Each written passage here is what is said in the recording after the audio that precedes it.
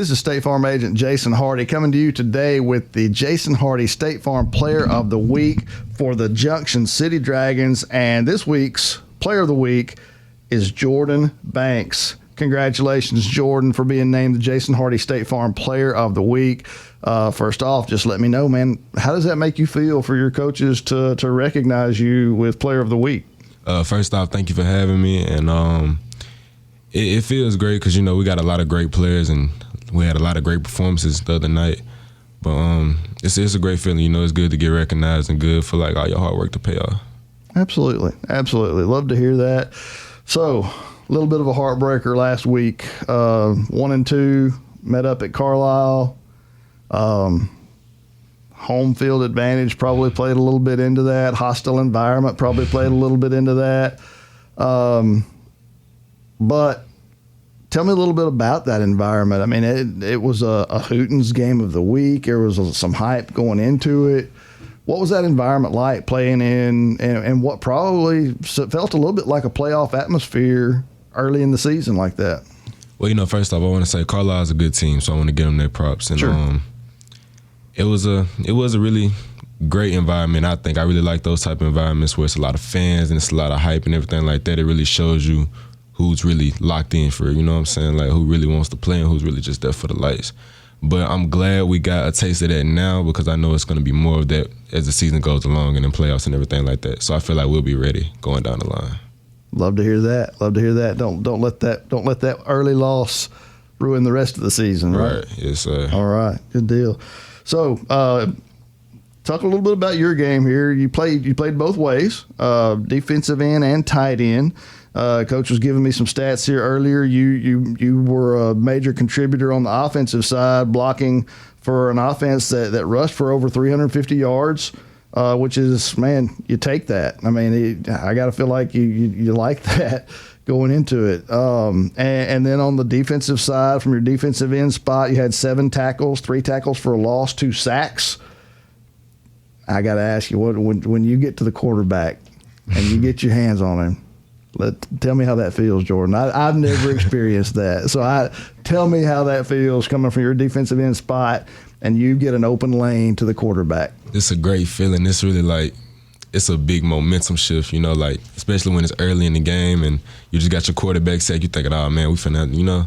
Yeah. But it's really like, for me, it feels like, okay, that's what I'm supposed to do because we drill it every day. I got a great coaching staff, 2 coaches specifically that coach my position, Coach Devin Ball and Coach Byron Jones. So this stuff we work on every day. So when I get a sack, it's just like, okay, that's what I'm supposed to do. Let me go back and let's get another. Okay. All right. So, and I hear you. You know, it's what you're supposed to do, but still, man, that's got to be a special feeling. It is. It definitely Yeah. is. Yeah. I mean, I was a baseball guy coming up. So I mean, for a defensive end to get a sack, that's got to be like hitting one out of the park or hitting a double in the gap, you know, something like that, not driving in runs. I mean, that to me, that's what it would have to equate to. Yes, sir. That's great, man. I love that. It's got to feel good. Now I know coming away with a loss wasn't a big deal, but you gotta flush it and move on, right? Yes, sir. So tell me about that mindset this week. Getting ready for a game against Smackover, a Union County rival, but coming off of a loss. So tell me how that feels, getting ready for the next one. Well, like, coming off a loss, like you said, I feel like that's a big challenge for a team, and it's like coming into Monday on practice, like, how you going to respond to it, you know? Yeah. But yesterday's practice, I feel like it was great. You know, we watched the film and everything. We analyzed what we did wrong, what we did right. You know, focusing more on what we did wrong so we can fix that. Smackover's a good team, so of course some of the mental mistakes we can't afford to have this week. So it's just all about analyzing what you did wrong and getting better and improving it. So when you go into the next game, you got that out the way, you know what I'm saying? Yeah, sounds good. Coach Ball, I know you probably like hearing that from your players, you know, moving on to the next one. Tell me a little bit. I want you to tell me a little bit about Jordan. I'm hearing this intelligent young man speak about football and life and really impressive. You tell me from a coach's perspective, what do you see in this young man? I mean, he's our brand of man. Jordan represents everything we want. We want our kids to bring to the forefront, on and off the field. When I got to Junction City, he was about 30 pounds smaller, a little more hesitant. Now he don't blink. He's built like a man, but he's about as good of a man as you could ask for. And we're proud to have him lead our football team. He does a great job. He's well spoken. He's loved, but he's creating that growth of love within the locker room where guys are understanding, what to admire and respect and how to conduct ourselves within this brotherhood. And we're just elated to have Jordan doing what he's doing, and we look forward to more of him. Excellent. Love to hear that. Love to hear that. Jordan, tell me a little bit about, now you're a senior this year. Yes, sir. Tell me a little bit, and Coach alluded to it there with the leadership. Tell me how you lead. Tell me about your leadership, how you lead on your football team. Just treating my teammates like my brothers, really. I spend most of my time with them throughout the season, so it's all about getting close, and I believe getting closer off the field helps us play better on the field. Because, if you go out there and play football with a bunch of strangers, you're not going to have no chemistry. Y'all going to be doing all types of crazy stuff, arguing.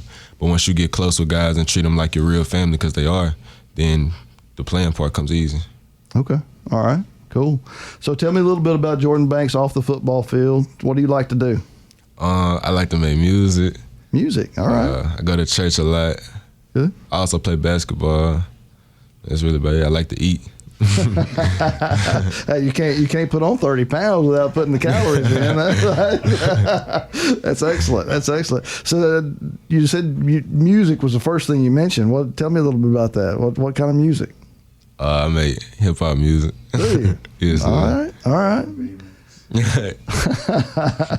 That sounds fun, man. Sounds like a lot of fun. You do that with your friends, or you just do that by yourself? Mostly by myself. Okay. Yes, sir. All right. Sounds great.